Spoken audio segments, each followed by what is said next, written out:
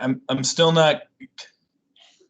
I'm still not completely getting the Gur connection here, Cher. It's one of my variants, silly. But you're not Gur. I am in my world. Somebody did an intro. I can't remember who, but somebody did an intro to their Loki review where it was like Sylvie and Mobius talking, and it was like, Mobius, I'm so glad you saved me. I love your car. And then Mobius goes, that's not my car. That's my variant. And then Lightning McQueen drives up. Ka-chow! Oh, that's too funny. Oh my god. I almost want it, but hello everybody and welcome to Disney Plus Pals. I'm joined by Cher and Mel.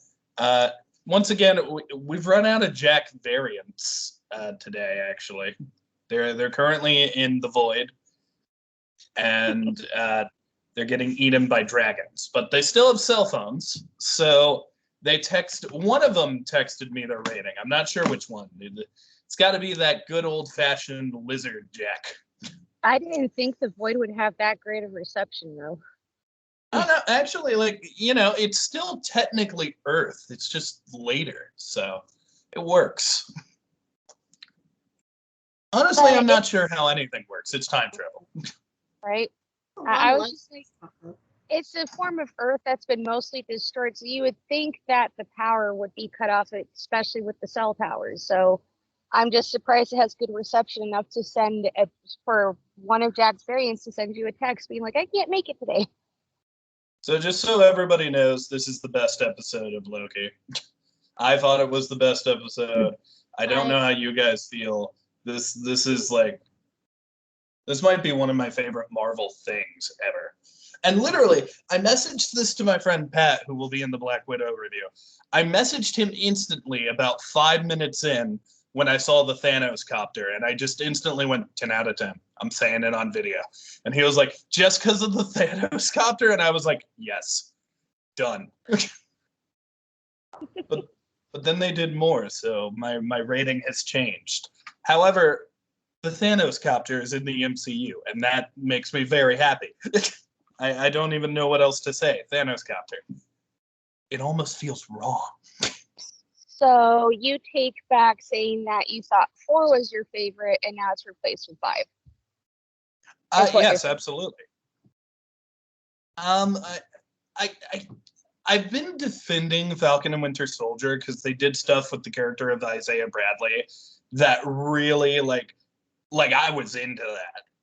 But I think this is the first episode where it's finally like it's too good. I can't keep going back. I just have to accept what's here.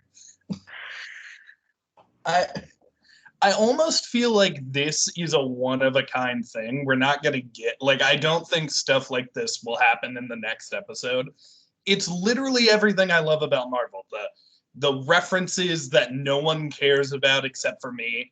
The cool visuals, like the smoke monster, which is also a reference to the comics, so we'll get there.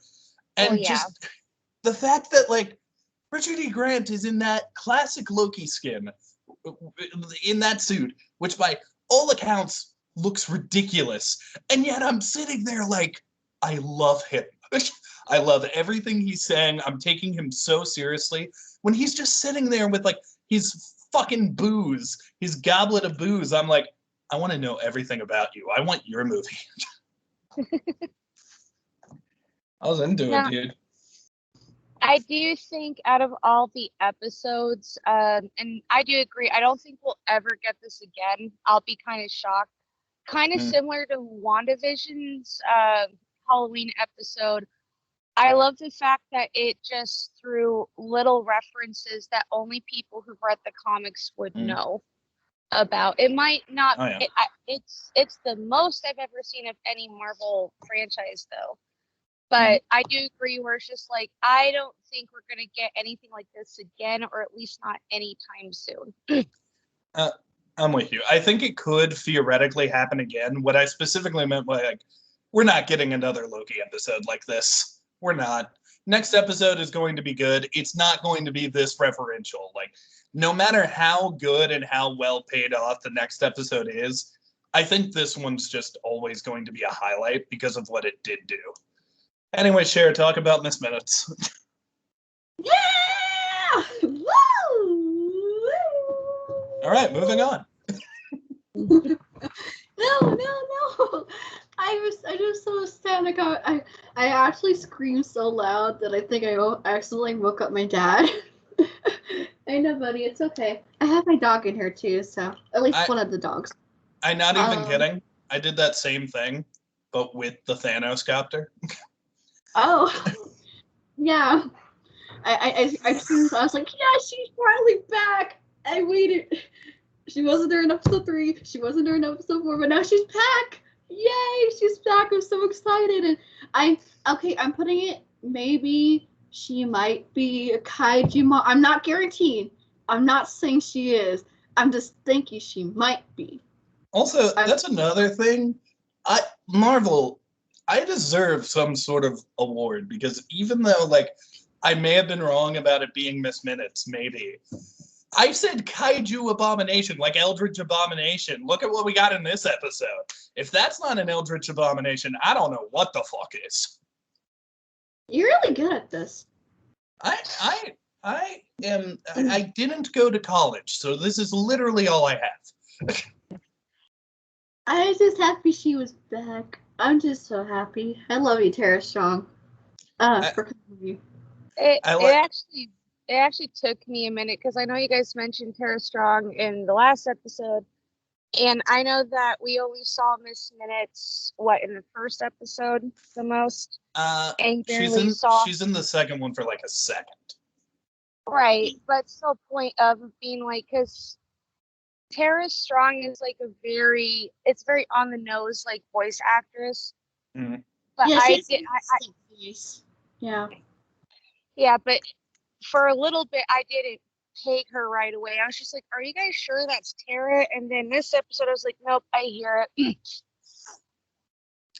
I could kind of hear it in the trailers, but I was never sure.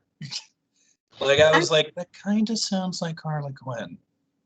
Yeah, I just freaking love voice actors. So I kind of, because when you watch a lot of cartoons and stuff like that, like for me, there's certain voice actors that you just know right off the bat that's them. Like with like Richard Horvitz, who does Invader Zim, hence that's also why his voice is so distinct. I kid you not. Even when he talks regularly, you got Power Rangers. That's why he was. He's in that. Yeah. Yep, Alpha 5. Yeah, even when he just talks normally, like Moxie from like Hell of a Boss, I know that's him. Right. Yeah. Or like Rob Paulson, or especially Tom Kenny, like freaking Tom Kenny, and Jim Cummings and Cree Summer, E.G. Daily.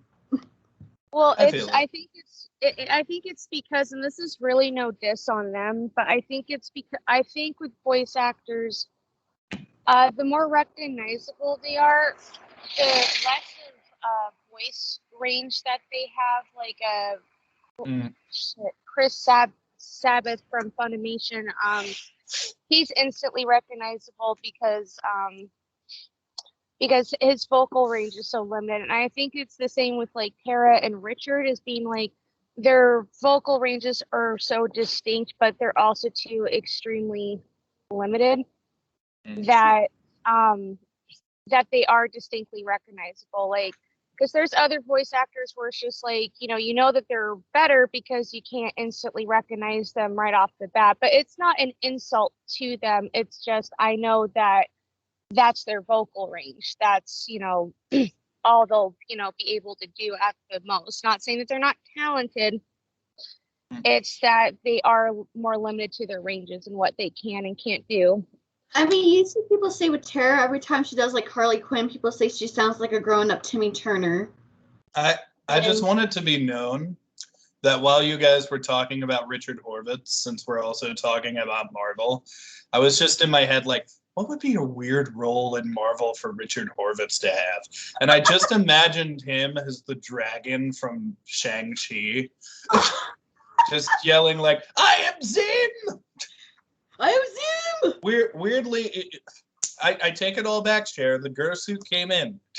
I apologize. Right? You didn't think that we were going to be talking about voice actors, but to get kind of back on, right?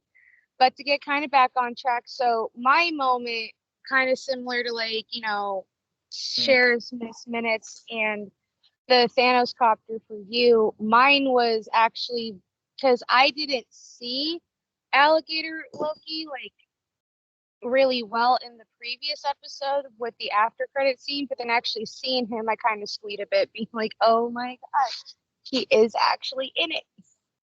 Yeah, that alligator frustrated me so much last week because you'll remember that alligator inspired me to like go down a rabbit hole and try to figure out what comic book he's from. Spoiler alert, he's not from anything. He's a completely original character just for the show. Well, that's why I didn't say anything when we were talking about like the comics, because I was just like, yeah, he's not from any of the comics, no universe whatsoever. It's like, and I kind of figured he was specifically going to be just for the show. Now that I'm thinking about it, do you think that scene where he bites off a Loki hand, a Loki's hand, do you think that's a reference to Dark World, where Loki cuts off Thor's hand as like an illusion? Yeah, I think it would have been really clever if it was a reference to that, but oh fuck! It's also a reference to Peter Pan. A crocodile ate somebody's hand. Oh, TikTok crack. Yeah, that makes sense. I mean, yes, like I think it would make more sense as it being a Disney reference more so, especially since like I think the most controversial, he knows, right? Which also too to me, I think there's only one thing I don't like about this episode, and it really has nothing to do with the episode itself, more so than Disney, is that it kind of hits a sour spot for some people, because I don't know if you guys heard the recent controversy, but Disney was saying that they were going to copyright Loki, which a lot of people got mad at because they thought that it was Loki all around, even though I realistically knew, being like, well, they can't copy like original mythos Loki just because like that's been around for thousands of years in folklore, so it's not ridiculous. But I also too found it a little bit sour that they were specifically saying, being like, oh, we're going to copyright this particular Loki.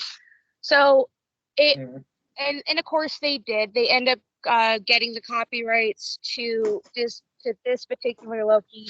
So I felt like in a little bit of a way, like I know that this was planned like way before the copyright thing came out, but it still left, I think, a sour taste in my mouth, just because there's like, you copyright a character that you didn't own until like only a few years ago when you bought off Marvel. Well, I think that like, I don't think that's like a big deal for me personally. Like, they own Marvel, they own the character.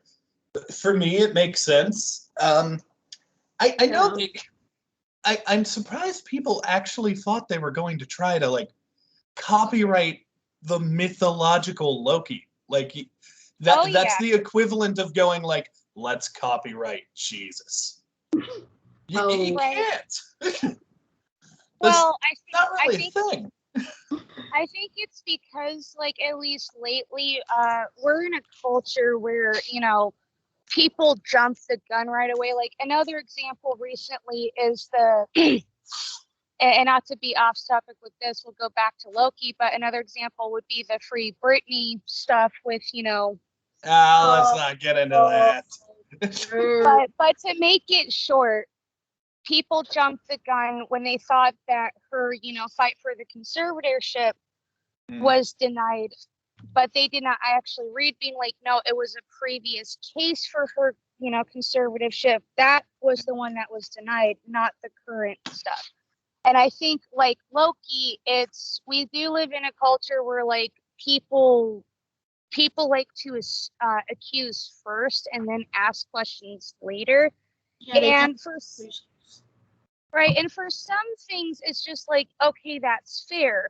But then other parts, it's just like, no, this is how they get you. This is how, like, shit gets started. And that's where I just tell people being like, read first before you jump the gun. Mm.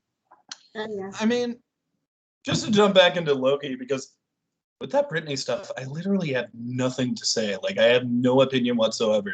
The podcast would literally just be me going, and that was it. There were a ton of comic book things in this episode. Please enlighten me, because I have no clue. Well, first of all, did everybody see Frog Thor? I just want to be sure everyone saw Frog Thor. Yeah, when they were going down the. Now, at the first, chute. I thought that was a tiny Thor. I didn't even think that was like a frog. I just thought, oh, so much Frog Thor. But no, that is Throg, the frog version of Thor. Oh, when you go down to underlayer. Oh, okay. Yeah. Oh, okay. That's what I was like. I was wondering, like, what the hell is that? I actually had to rewind it back just to make sure if it was a tiny version of Thor or if it was like a variant of Thor in some caliber. Because yeah, like you, I thought the same thing of, wait, is that a little mini version of Thor? No, let me go back, and then seeing, and then looking at it closely, because I also had to pause just to get a clearer view, and I was just like, okay, that's Frog, right? There are two decapitated heads, which are memorable. Number one, which might play into the theory that the quantum realm is involved. You can see Yellow Jacket from the first Ant-Man movie, the villain of the first Ant-Man movie. His decapitated head is just laying on the ground, and it's giant. That could theoretically be a variant, because we never saw Yellow Jacket grow. But that could also just be, I believe the character's name is Darren Cross, that could just be him. Because he did die by shrinking. Right. The second head that's important is honestly a little sad, because it may deconfirm a character coming in.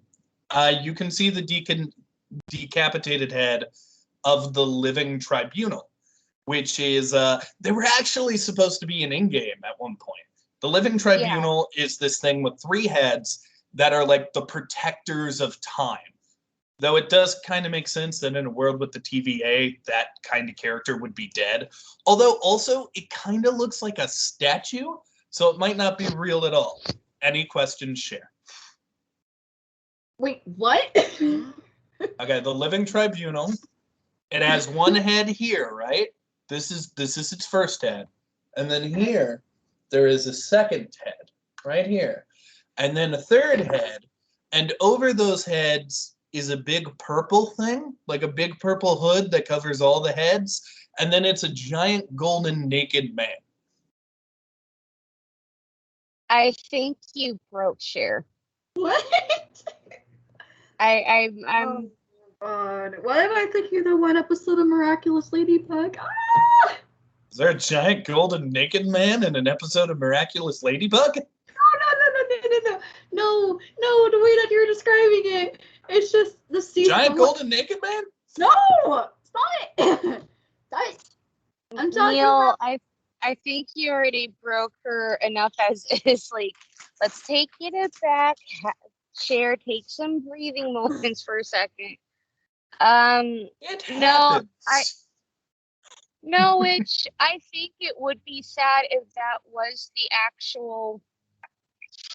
If it was actually, fuck, you just said it. The Living Tribunal.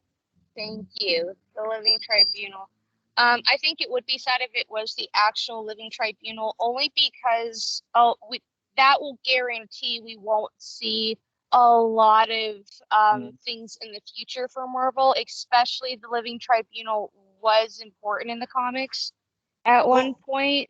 But it also, too, like you said, it makes sense in this timeline, at least, where the TVA is a bunch of, we're pretty much dictators of time. So they would have to eliminate any source that would, go against them. And that would be it. Not even kidding. I had 3 theories of who was behind the TVA.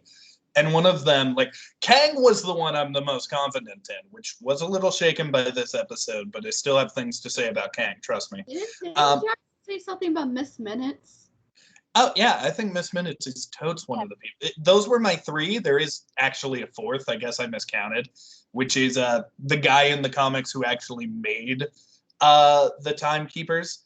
I'm forgetting his name. Mel said it in the last episode.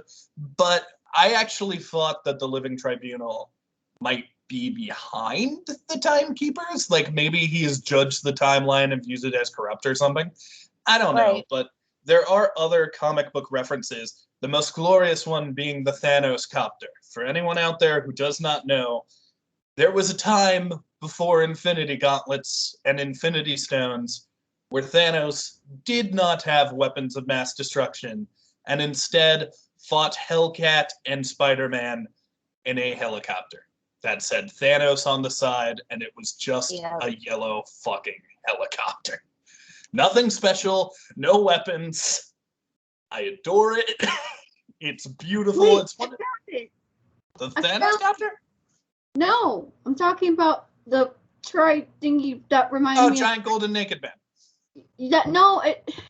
The head part reminded me of this one episode of Miraculous Ladybug. I sent the link. Hopefully it works. Okay. Thanks. I think she's just doing it to clarify that it's probably not a giant naked person.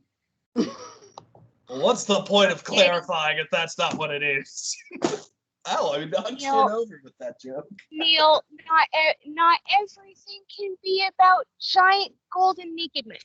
I know it's. I know that's the one thing that's bad about this world. I don't know if you guys can see it though, but that's what I was trying to explain. Is that? What is that? Now I have to. What the fuck? What the fuck is this? It's like so it's like. And this isn't a show, like a kid show. Imagine chat. Imagine a balloon, right? Now imagine both sides of the balloon had a face on it with red hair. One face kind of looks like Nigel Thornberry's nose, but besides that, just a normal generic dude. And the other side is like, and I clicked the link. They shoot laser beams out of their eyes, which is terrifying. But the other side is like just a girl. What the fuck is this show? What? It's Miraculous Ladybug. It's actually kind of toxic as of right now, but I still like watching it regardless. Is this a constant character? No, they're akumatized. I don't like this.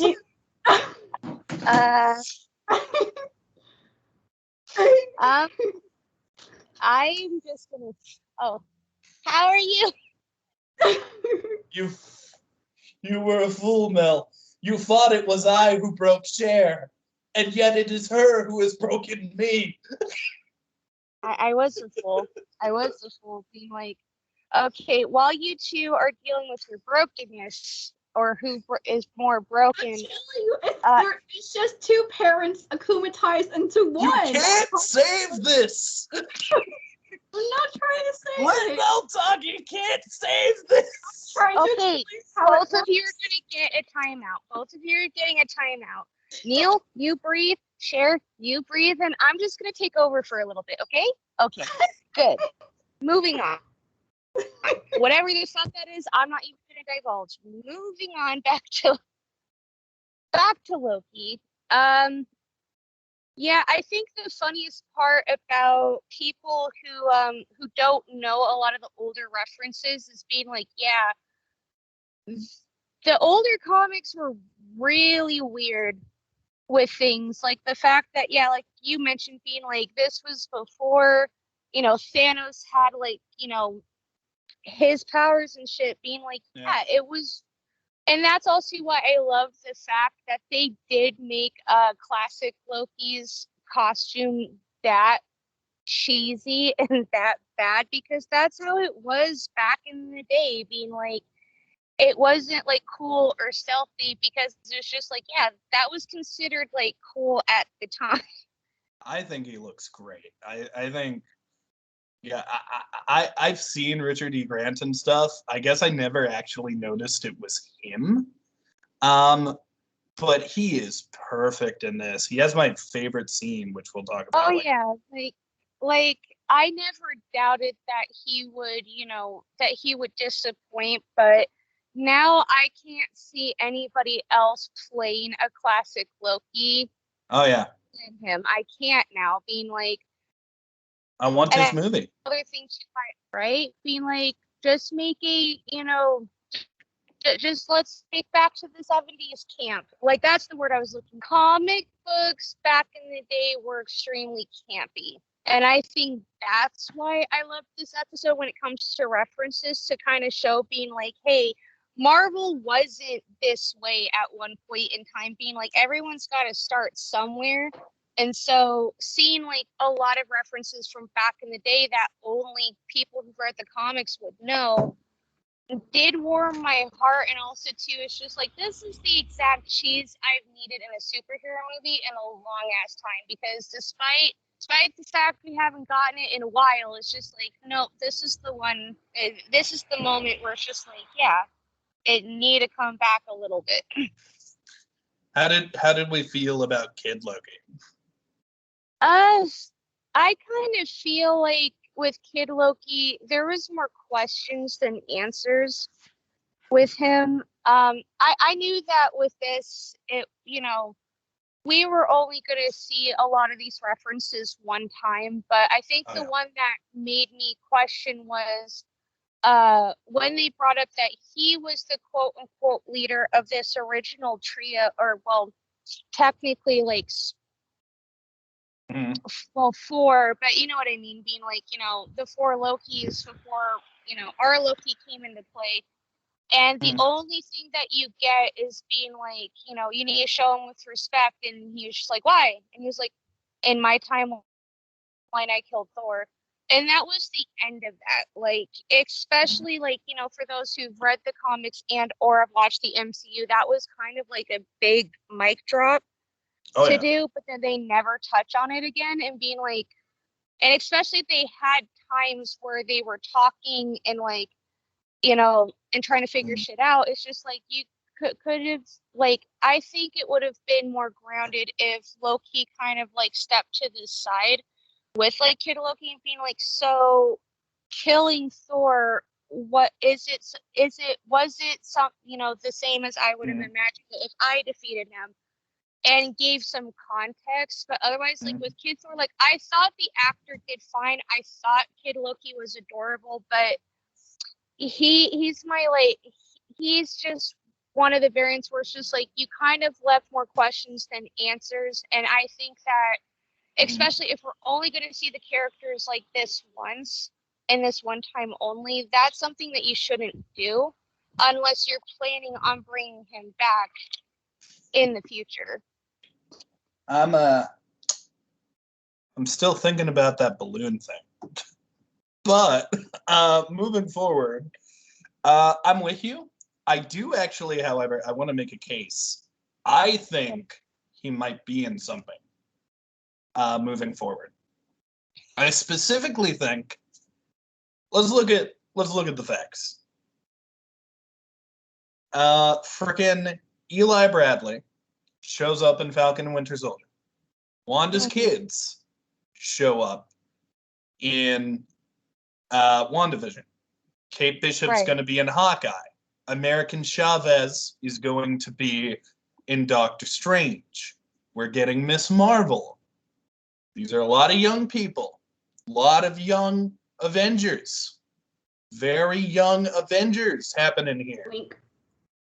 I think Kid Loki may have, like, I think that was the hook and he's going to be in Young Avengers.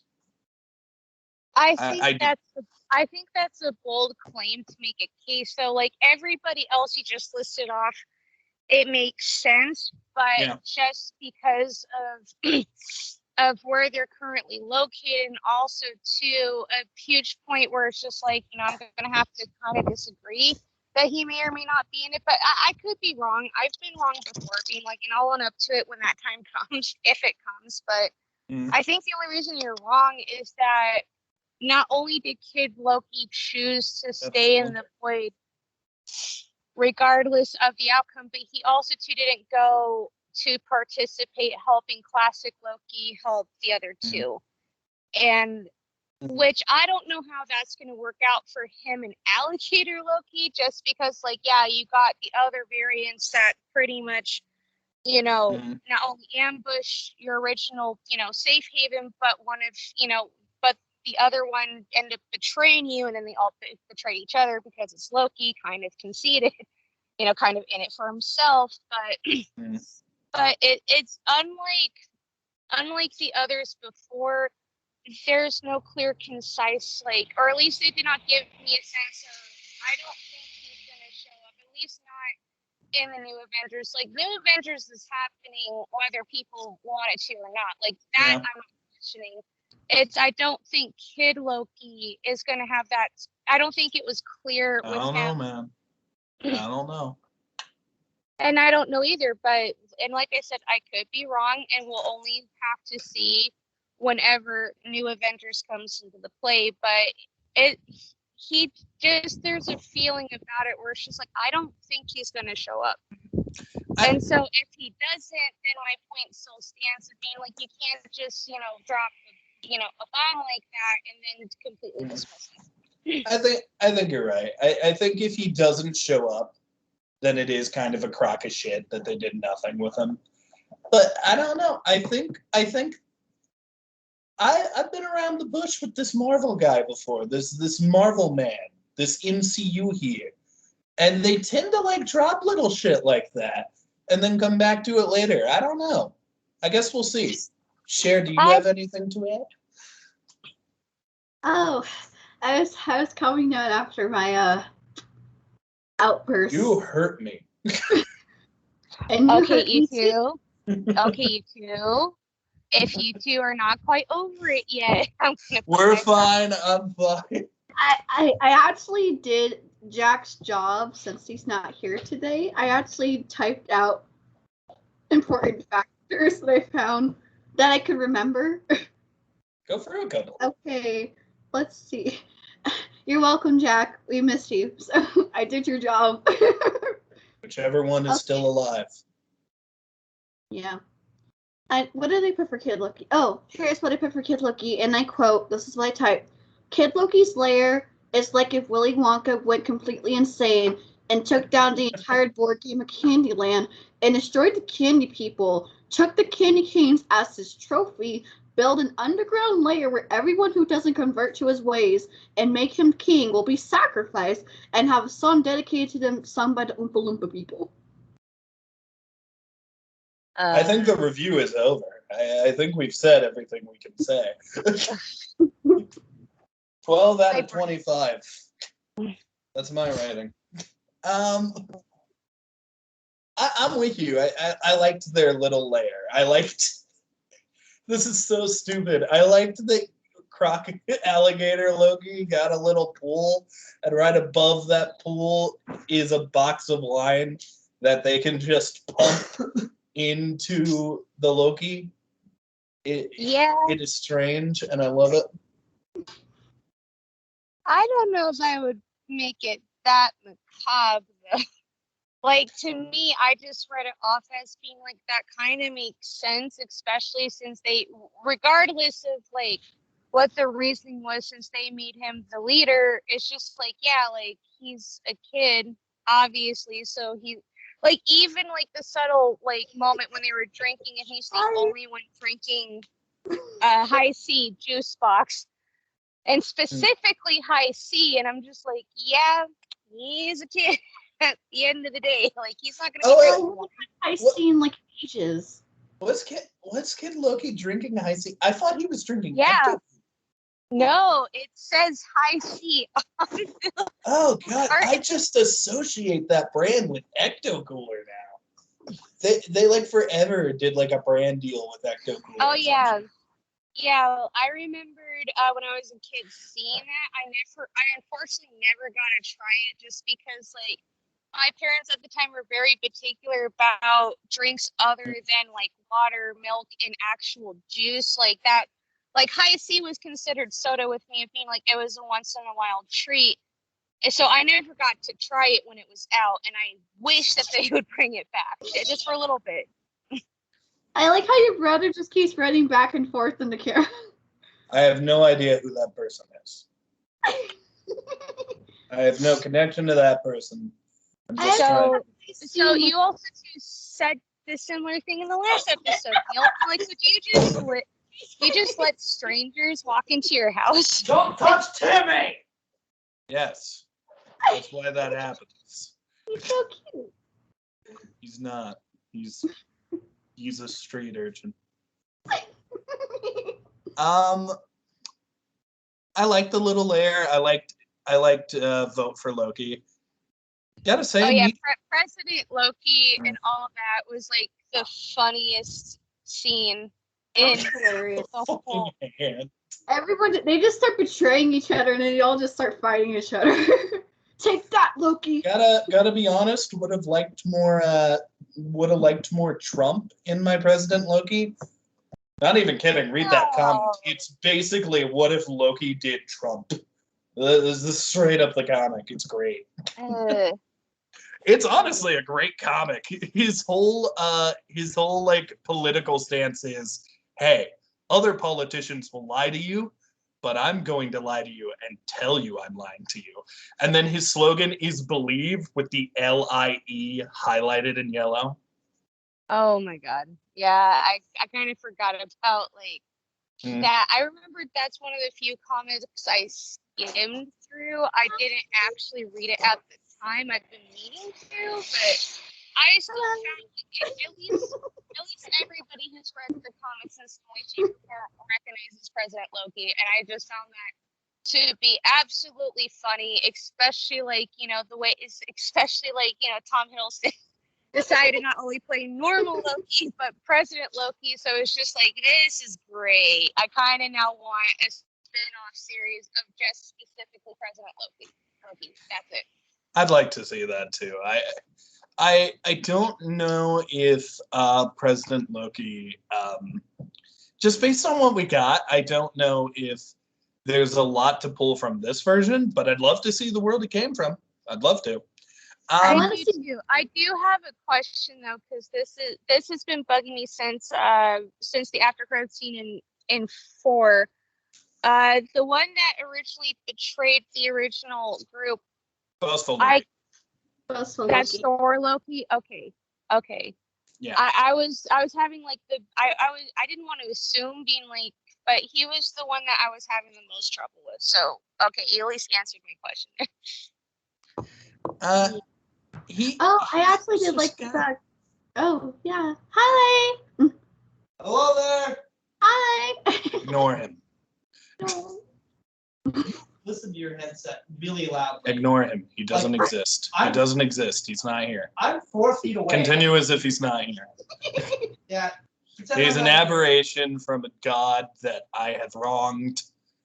I'm just following the I will news. say, for classic Loki, I actually like his, I guess, backstory. Is that the right word to use? Oh yeah.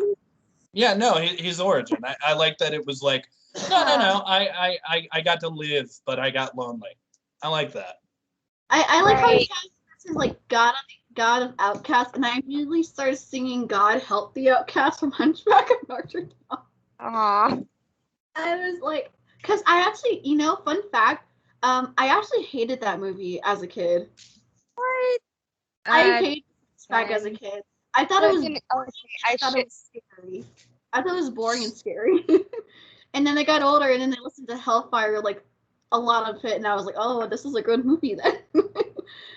But back to Loki. So yeah.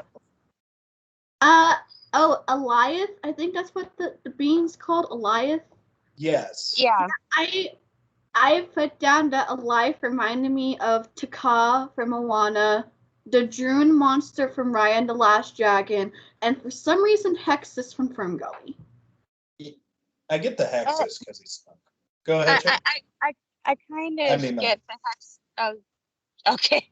I was just like confused. I kind of get the Hexus thing just because of the smoke. I haven't seen Raya yet, so I can't really say anything about it. Funny Shit, enough, I was actually listening to Toxic Love this morning, and then we get to this episode. I was like, oh "Yeah, god damn it. You just unlocked my 90s side. I love you, Chick-fil-A." You know what? This is such a random pool. But you know what that smoke creature actually reminded me of? What? It reminded me of. Have you guys seen Voyage of the Dawn Treader, the third Yes. Narnia movie? Yes. There's the big. It's nothing like the book, but the big enemy in that is this mist. This Yep. mist that will like screw with you. And what the mist did is it summoned like this big dragon creature. And my brother is doing weird things to the side of the camera. Is that supposed to be I was rain? trying to get him to laugh, and I fucking succeeded. I need to finish this thought. Well, Well, with the exception of Mel. Mel's not broken. I'm broken. oh, Sherry, you want to know what my secret is? I'm always broken, and I've been broken for years, so nothing can't really break me. Oh. If you're 6 already in hours, pieces, break your bones, but if you're already in pieces, the only thing that can happen next is be put or just lie there. Yeah. 6 stones may break your bones. But right yeah. there. So here's the thing. I gotta admit, I didn't know who this creature was. I got comic logic. This guy's obscure. I also wanna, before I even get into it, because he is the beginning of the Kang talk. I do want to bring up that the name of this episode is my favorite.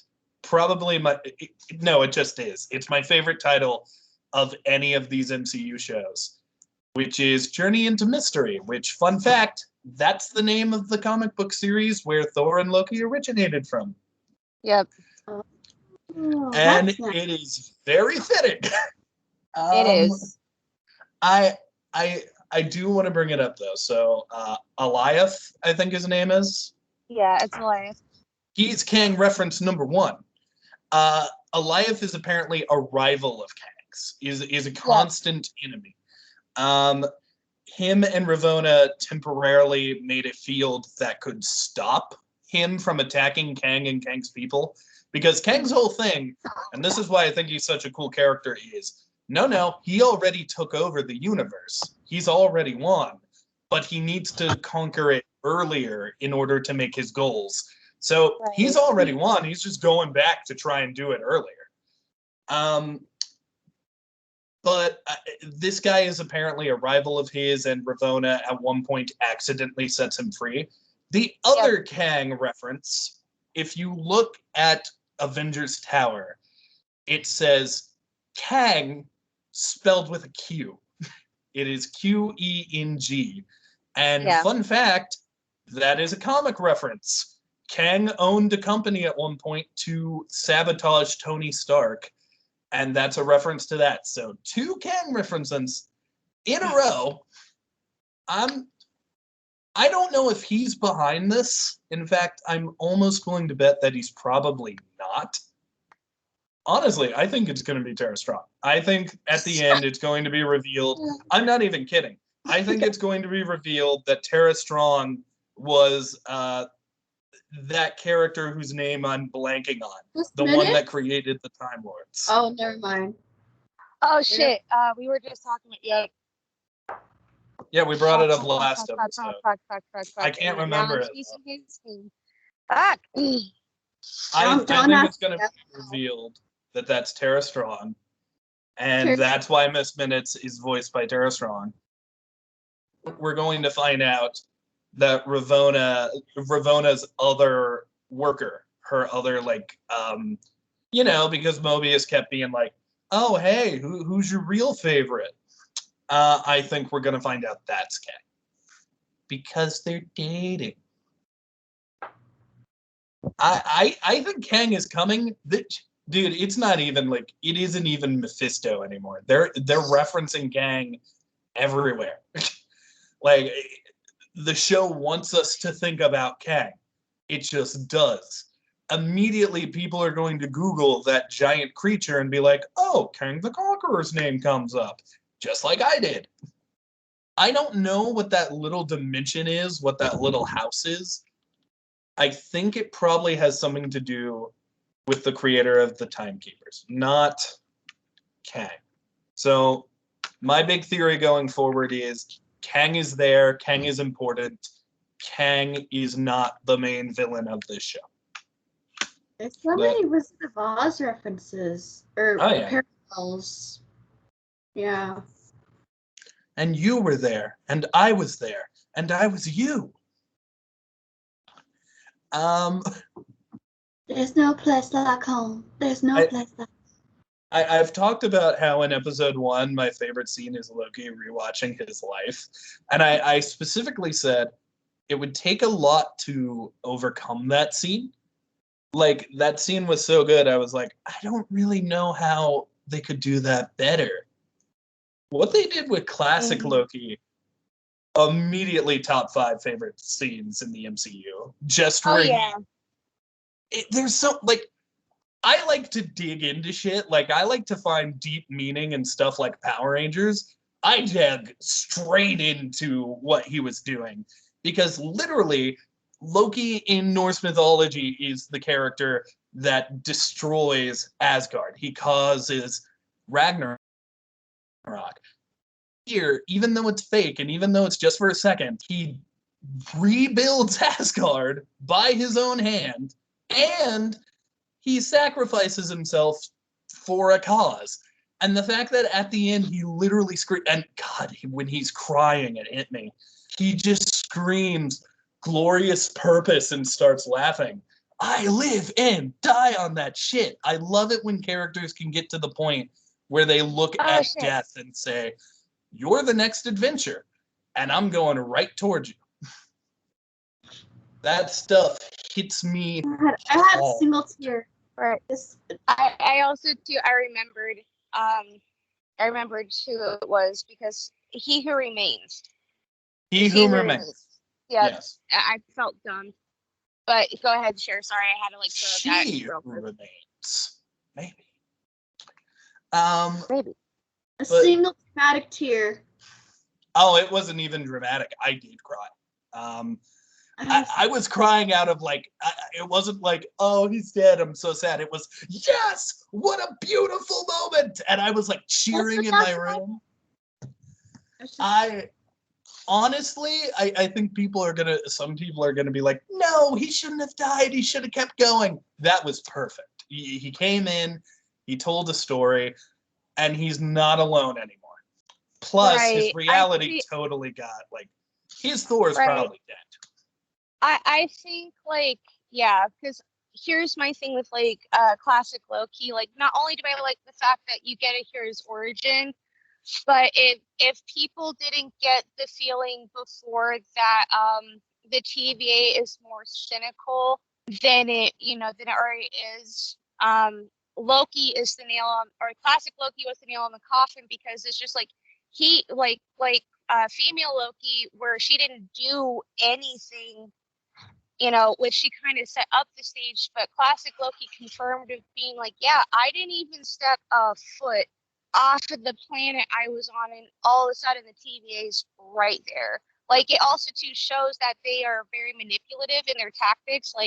Even though they claim that they are doing it for the greater good of the timelines, but they're not, because you claim that you only go after the variants when they just corrupted the timeline, and that's not the case of being female Loki being she was still a kid So she kind of opened the door, and at first, like, people can dismiss it as being like maybe that's a coincidence, or maybe like they knew something about her that wasn't left. But classic Loki confirmed it of being like, no, they didn't even get out the door before. They were just like, nope, you're time criminals. Here's your punishment. You got to be in this void forever. And I feel like that, I think out of all of them, like classic Loki, even though he's gone, I thought it was fitting just because you got to see it in full circle. Unlike Kid Loki, where it's just like, yeah, they opened up something big and then just, left it alone. With classic Loki, anything big that was revealed, they pretty much gave a reason, left no loose ends, to where like his death was very heroic, or like what Loki said, being like no, he shows that we're more powerful than we think. The term glorious purpose is used throughout the show so many friggin' times, and it is just like, it just started off as like Loki's taunt, and now it's slowly becoming like what these guys do not have. Like they're pretending they have a glorious purpose. They don't. None of them. Right. So the fact that like when classic Loki is about to die, he realizes, I'm about to die for something. I'm about to die for these people to maybe go make a difference and maybe even save the universe. The fact that he gets that big smile on his face and just is able to scream, this is my glorious purpose, is beautiful to me. And it is going down as one of my favorite. And the fact that all of this happens with a man who is in the classic Loki suit, and the whole time I'm like, I love this. It's not silly. It's beautiful. It's beautiful. I think it also too shows that with storytelling, especially, being like, you don't always have to give these characters like long-winded, backgrounds. You don't have to give them like multiple shows all the time for them to be significant, or for them to, have a coup de grace of their character, being like, and classic Loki showed that to me, because like I feel, especially with like in the times of superhero movies today, especially, is like, oh, we have to now make a separate project for this person's origin, or we have to make a show about this or that. I think his character alone says, being like, you don't have to go like the extra mile all the time to have a complete storyline. Being like, it was short, it was sweet, it was to the point, and it went around in full circle. And that's why I think that there was no better way that the MCU could have done classic Loki like this.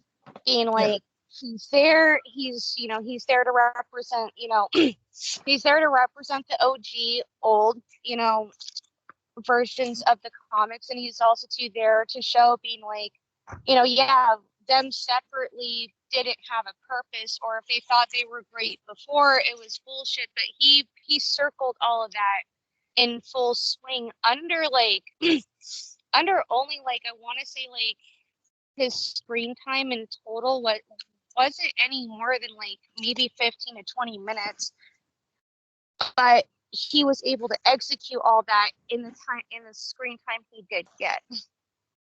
Yeah, he was in the episode a lot.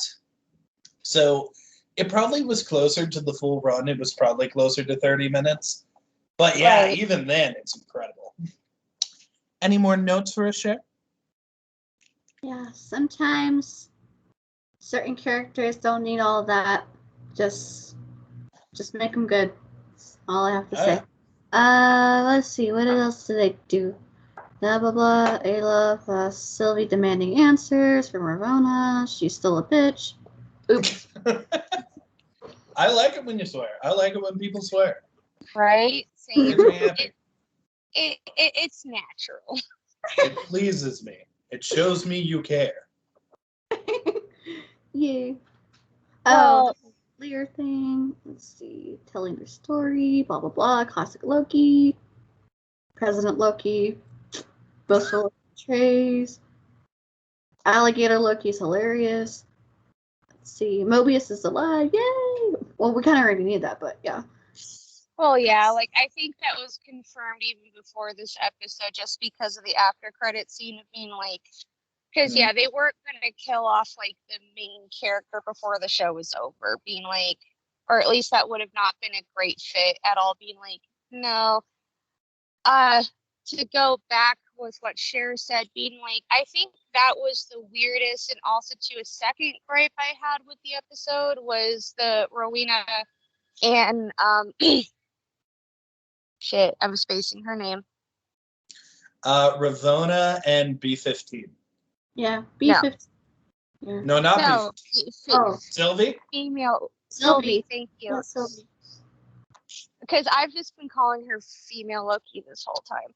But Sylvie, that encounter, I felt like it was good, but also too, it kind of diminished more of Rowena's character for more on the sense of predictability. Like I did not buy for a second that, you know, Rowena was going to all of a sudden out of nowhere side with Sylvie. I think that it's a shame where they're going at, just because what we talked about in the last episode, like at first I did not mind the fact that they decided just to make her bad in comparison to her comic book counterpart, where it's just like you could at least have sympathy for her plight, whereas this is just like no sympathy. But this one did make me egregious of being like, okay, if she's not the main bad and it's just meant to be the bad right now, it's pretty weak in the sense of predictability, being like, I mean, come on, within that short amount of time with their encounter up until, you know, Sylvie purges herself, I think that was the weakest part of the show, or of the episode, is being like, well, we already know Rowena, you know, is not on their side, and the fact that, like, and I think the only part that kind of helped a little bit was her brief encounter with B, just because, like, you know, it kind of confirmed being like, you actually kind of want to know in a way, but then of course it backtracks it being like, you don't want to know for the same reasons as everybody else wants to know. You still want to be on their side. And to me, it just shows being like, Rowena, at least as a character, is not going to grow any further than this, being like, and that's a shame to me. I think, like, I kind of like the idea of this person who in every single episode was fully in control, now having to deal with the fact that she's just a tool. Like, I kind of like that angle to her. And I think, like, with the B15 moment, she knows it too. And the reason she's so hardcore, like, oh, I need to protect these people, is she is so in denial. Like, the only way she can keep control is if she keeps pushing what she's been pushing.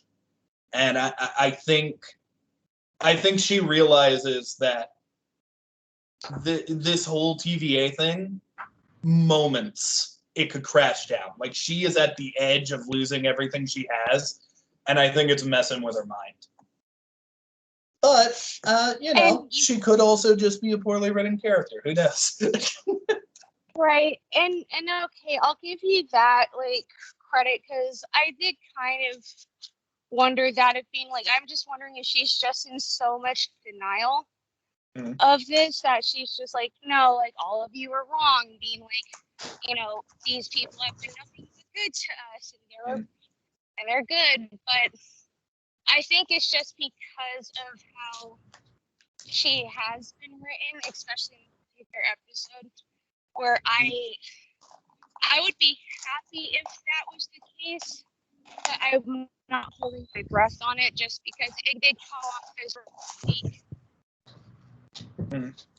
I mean, if it happens, it happens, and it's if it happens, it's really going to be something like great for the character. And if it doesn't, hey, maybe That's she is fine. just maybe she is just a variant. Who knows? But Who knows? moving forward, what are some final things we should focus on? Is there anything big we haven't addressed yet? Oh, didn't Loki learn how to enchant like Sylvie? Yeah, at the end, Loki, they enchanted Elias. Elias, or whatever his name is, Aleph. What is the character's name? Elias? Elias, that's what it is. For some reason, I think of Elias from WWE. Don't ask me why. For some reason, I want to say Elias. Hello. Like Aleph from frickin' Horizon, the video game. Ignore the person in the background. Don't worry about it. They're not a part of this. Don't bring them into this. I'm not here. Funny though. What are you doing with that moose? Don't you worry about him. Oh, I He has thought a religious power that you could never hope to achieve. Moving forward, I think that like the only big thing left is the reveal that now we know where whoever is behind all this is. So Melissa Elspeth, she'll come back in a minute. She'll come as a different variant. Maybe. Who do we think is in that building? Because I think at this point, most theories are acceptable. What do you think, Cher? Maybe I don't know. I don't know, King, but I did read someone said that I actually was reading something earlier that a person made a theory about Mondo or Mordor. So that one person from Doctor Strange was behind all of it. Really? Yeah. That could be neat. Yeah.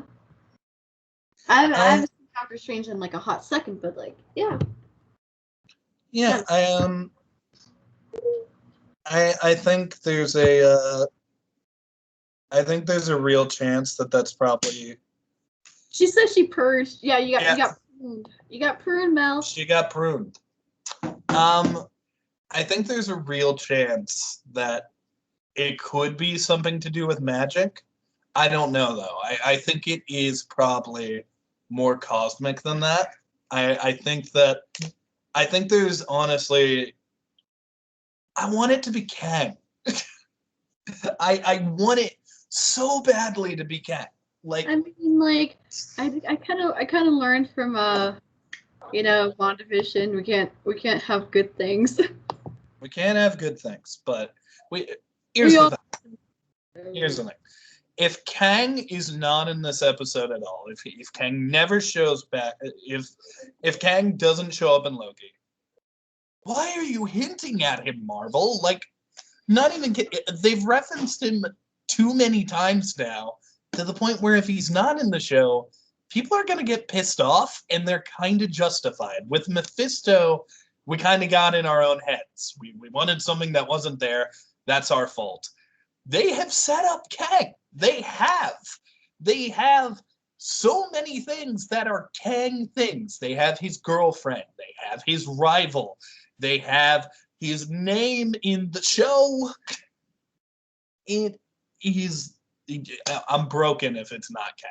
But I do really think there could be an ending where it's revealed Tara Strong is playing you can laugh all you want, but when it happens, it's going to happen. I think Tara Strong is going to play She Who Remains, and she will be who's actually behind it. It could also be He Who Remains, but like, if so, then what is Miss Minutes? And is she a kaiju? I have to know. Is she a kaiju? Oh yeah, we already got one. Yeah, how I was telling you earlier before we started, how I found like this fantasy name generator where you can make names out of randomness or whatever. So I click on the kaiju area and I found Oridon as a kaiju name, and I was like, oh, okay, that's interesting. Woo! Okay. I'm thinking back. Which variant are you? Well, this is clearly Dragon Mel. You're a dragon, right? Okay, I don't know why I thought you said Gargamel. No, this is Mel has a dragon. This is the dragon variant of Mel. Dragon Mel. Not Yes. Gargamel. Yes. I kept thinking about Smurfs.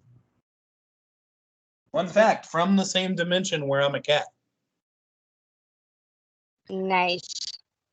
Yeah. From a dragon.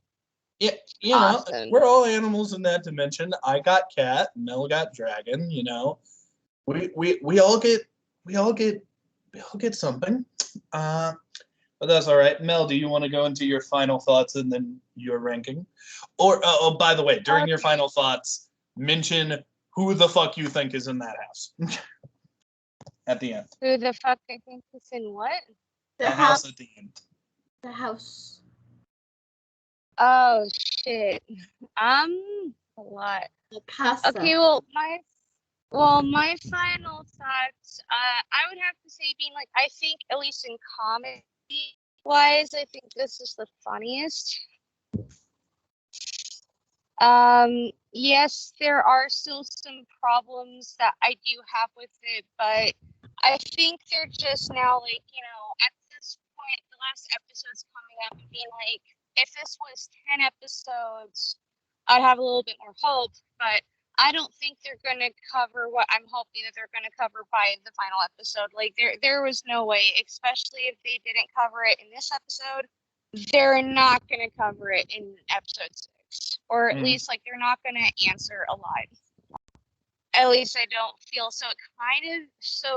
For overall, the show kind of makes it a little bit weaker, but I can kind of forgive that as long as this season finale is like balls to the wall with it. But I think I heard you mention something about how I couldn't quite hear. Earlier, I just mentioned that I thought Kang the Conqueror should be involved. No, and I think so too, but I think like if they're gonna do it, they're not gonna. I don't think they're gonna have enough time to. I think they need enough reference. He might pop up. I don't think in the show anymore. Mel, you're a robot now. Going in and out. Can you hear me now? Yes. Okay.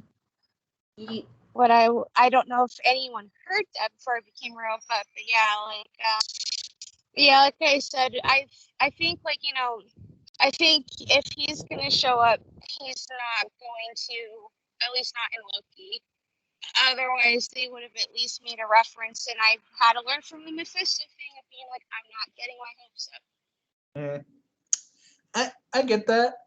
I do feel like there is more evidence here than Mephisto, because let's be real, they're referencing the fuck out of Kang. They referenced his rival. They referenced Ravonna. They referenced the building. I think Kang is possible.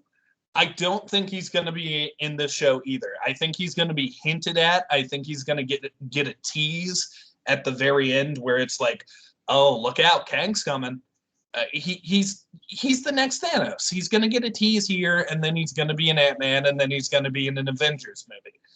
I think Right. I think that it's probably just he or she who remains, or they who remains. Or PC. Yeah, I even though I feel like it would be a little bit weird of bringing He Who Remains, or I guess now the inside joke, they who remains. But The one who remains. The one who. But I think it would make more sense, especially since in the comics, He Who Remains, yes, played a role, but they died after they made the TVA. So I think it'd be more fitting to have somebody at the end like He Who Remains, just so that way the show can end proper, and also to like maybe possibly open up the chances of Kang or any other villain to possibly be shown in the future. But I do agree they did make more references to him where I feel like it's more of a possibility. But still, it's just like after WandaVision, I just have to be wary about that now. Being like, I got my hopes up for Mephisto. Yeah. That's not happening again. Being like, so we'll have to see. But my What is your ranking, ranking? Yes. I'll have to give this episode a 9 out of 10, only for the fact of the comedy, and also to the towards the end. It's still not perfect by any means, but at least this one I had a lot of fun, and I feel like this one is the best episode. Sorry for, but this one beat you. I do quickly want to go through Jack's rating. Jack didn't give me much of a reason for this, but Jack actually dropped. He gave it an 8.5. Oh wow. He said he will explain why in the next episode, and I look forward to that. But I guess if I were to try and see why he gave it an 8.5, I guess part of it does feel like setup. That being said, though, here's the thing. I can't give this a 10 out of 10 because 10 out of 10 is not high enough. And this is my damn channel. So I'm making a new rule. If something truly, this has to be rare because that's the only way it's special. But if something truly strikes a chord with you, you can give it an 11. Why did you do that during Rise of the Guardians? You didn't even give that a 10. I know. I know. I'm giving this a fucking 11 because literally this, I can't even tell you the feelings I felt during this because I can't describe them. What do I love about the MCU? I love how it plays with these things I loved from the comics. I love how funny it can be. I love how it brings these stories out of things that others could view as silly. Spoiler alert, all of that shit is in here. All of it is handled perfectly, and it's just fun to watch. I adore this episode. I'm going to think about this episode all the time. For me, a 10 out of 10 doesn't mean it's perfect. It just means that it stuck with me. So to me, an 11 out of 10 beyond that has to mean like this is something that makes me feel and affects me and pushes me in a direction. When I tell stories, I want to live up to what this episode has done. This episode has changed the MCU for me in a good way. So I'm giving it an 11, bitches. Fuck it. Oh my god. You got anything to say, Cher? Toe. It's a toe. No. I'm stuck between a 9.5 and a 10. Go with your heart. Go with my heart. What would Jack Frost do? Just kidding. Here's the thing. Miss Minutes was in this episode. Yeah. Oh my goodness. Do it for Miss Minutes. I'm just saying, you gave the last episode a high ranking, and Miss Minutes was not in it. True. So it kind of sounds like that might have earned an extra point. But it's your ranking. What do you think? What's the episode? Okay, yeah, I'm gonna go with it. Yeah, I'm gonna go with a 10. I like this episode a little bit better than episode 4. Really funny moments, really sentimental moments. Renslayer still, you know, the word I said previously that I don't want to say again for some reason. Bitch. There you go. Thank you. Oh, it's okay. Bitch, bitch, bitch, bitch, bitch, bitch, bitch, bitch, bitch, bitch. Yeah. Yeah, classic Loki. And all Lokis fighting each other was hilarious. The ending part, I don't know who's gonna be the big bad at this. Maybe It might be Miss Minutes. I'm not guaranteeing. I'm saying maybe. It might be Miss Minutes. I'll just have to see. Everything's not what it seems. Well, this episode got a 38.5, which out of 40. Yeah, that's a 96. So it dropped slightly from last week's episode. Did it drop? Yeah. I think last week's episode was like 99 or something. I thought it was 95. Are you sure? I was gonna say, I thought it was 95 because I thought I knew this was like the highest ranking or like 4 was the highest ranking by far that has ever been done on the channel. Yeah, I wish Jack was here. But now that goes to Matt. I think I'm trying to remember. I know I did 10 and Jack did 10. I think you guys both did 9s, right? So maybe episode 4 might be the highest. Yeah. Who's been keeping score? It hasn't been Jack. Jack has been keeping score, and now he's dead. He's not here today. Well, then when he comes back, we'll settle it then. But Matt is hurting. We'll kill him. No. Kill him. For what purpose? Unless to make another Jack. Something's up with Jack. Something's up with Jack. I love that. All I'm saying, Mel, is if we keep killing him, eventually we'll get the ultimate Jack. But you see, I don't want the ultimate Jack because I have a weed farm that I rightfully took from everybody. That is mine. Maybe Jack might get akumatized like the people from Miraculous Ladybug. I don't know. No, don't bring that up. Oh God.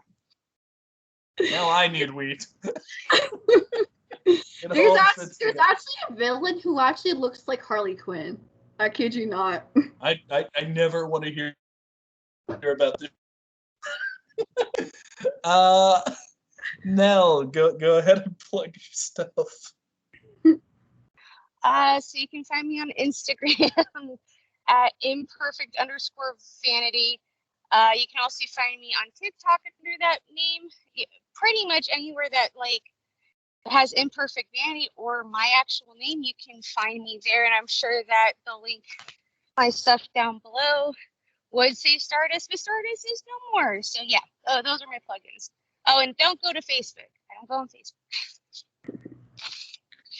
You can find my brother who kept photobombing me this episode at the Quack Train.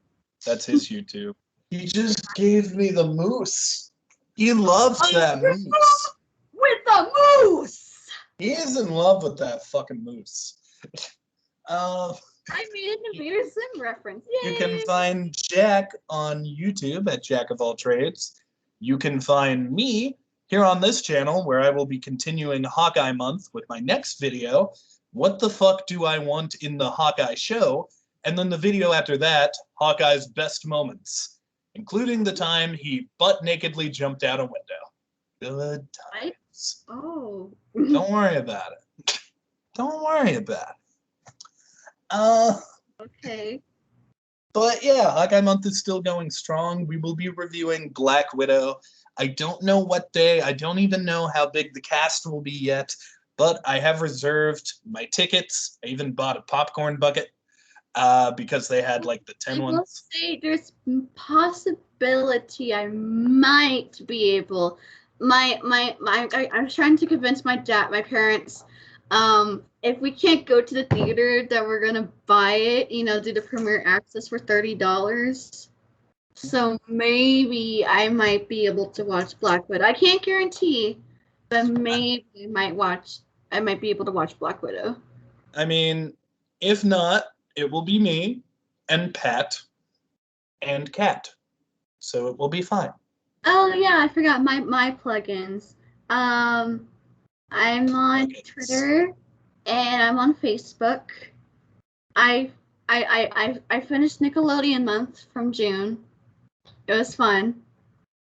I still have yet to look at the VHS tapes that I was going to do because my parents have been busy. But that's okay. But now I'm doing Christmas. Yay! Don't know what Christmas is? It's, you know how people do Christmas in July? Yeah. Well, I do Halloween and Christmas, so I combine them together, and I call it Christmas.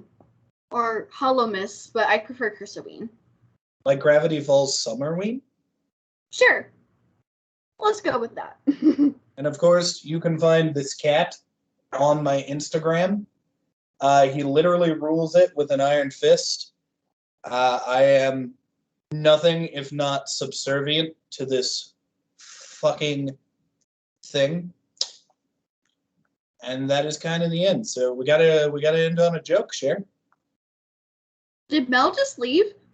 Mel is dead. Oh, her connection. Oh, she just died. She always dies. Everyone dies. Everyone dies, and life is terrible. Yeah. Oh, that miraculous ladybug thing, though. I mean. Goodbye, everybody.